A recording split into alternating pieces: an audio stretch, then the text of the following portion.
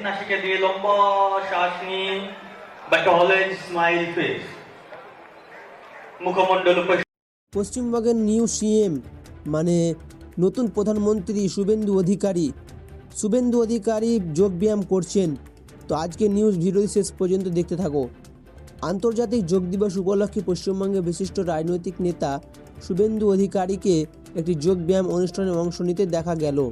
দক্ষিণ নাসিকা দিয়ে লম্বা শ্বাস নিন, বাট অলওয়েজ স্মাইল ফেস, মুখমণ্ডল উপর সুন্দর একটা হাসি, দিব্য হাসি, লম্বা শ্বাস নিন।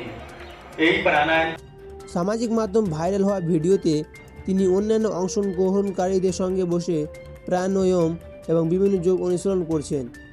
ভিডিওতে দেখা যায় শুভেন্দু অধিকারী শান্ত পরিবেশে যোগব্যায়ামের বিভিন্ন ধাপ অনুসরণ করছেন। অনুষ্ঠানে উপস্থিত ছিলেন আরও বহু মানুষ।